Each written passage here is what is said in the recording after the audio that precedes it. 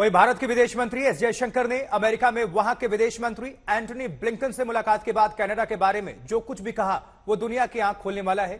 जयशंकर ने दुनिया को अमेरिका की जमीन से कनाडा की पूरी हकीकत बताई है।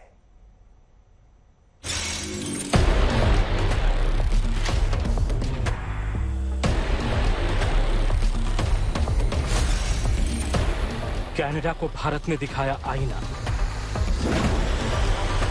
विदेश मंत्री की कनाडा को खरी खरी। कनाडा को भारत की तरफ से संदेश साफ है, भारत के खिलाफ नहीं चलेगी कोई साजिश। भारत की नीयत और नीति साफ है।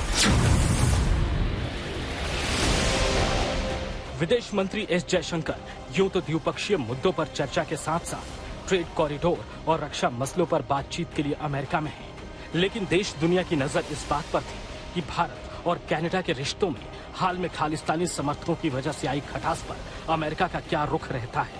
खासतौर पर कनाडा और इसके पीएम जस्टिन ट्रूडो ने इस बात के लिए ताकत झोंक दी थी कि अमेरिका इस मुद्दे पर साफ तौर पर भारत के खिलाफ सख्ती दिखाए। अमेरिका भारत के सख्त रुख और विदेश की किसी धरती से अपने खिलाफ कोई साजिश मंजूर नहीं करेगा, इस नीति से वाकिफ था। एंटनी ब्लिंकन ने कनाडा का साथ नहीं दिया। उधर भारत के विदेश मंत्री ने यूनाइटेड नेशंस के बाद लगातार दूसरी बार कनाडा को आईना दिखा दिया।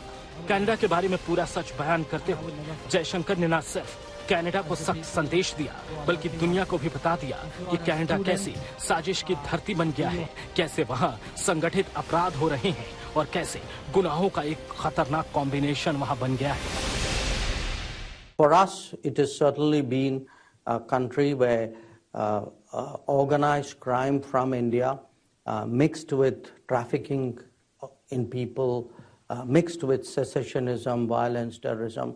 It's a very toxic combination of issues and people who have found operating space there.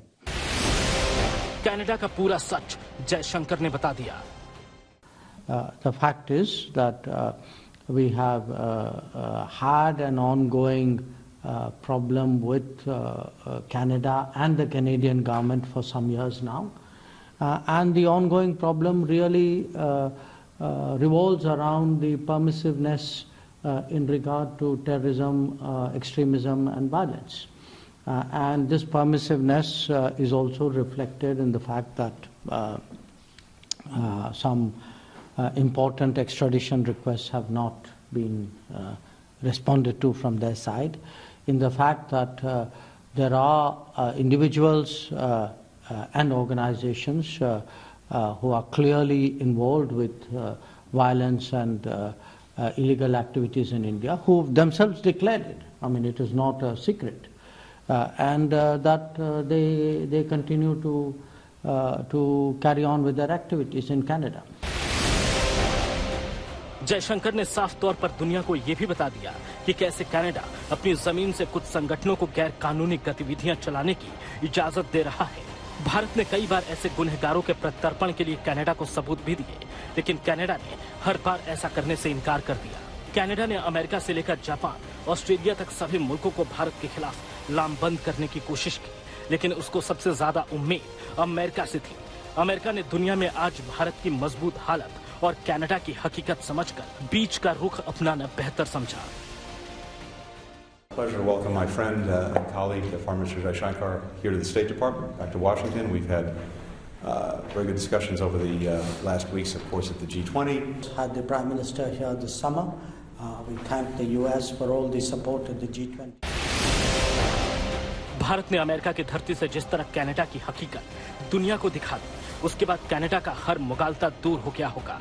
उसे ये समझ आ गया होगा कि अपने यहाँ सियासी फायदे के लिए वो जिस तरह से बीते कई सालों से भारत विरोधी गतिविधियों को अपने यहाँ अंजाम देने की इजाजत दे रहा है, वो खेल अब नहीं चलेगा। टोरंटो से अनिशा माथुर के साथ गीता मोहन, आज तक।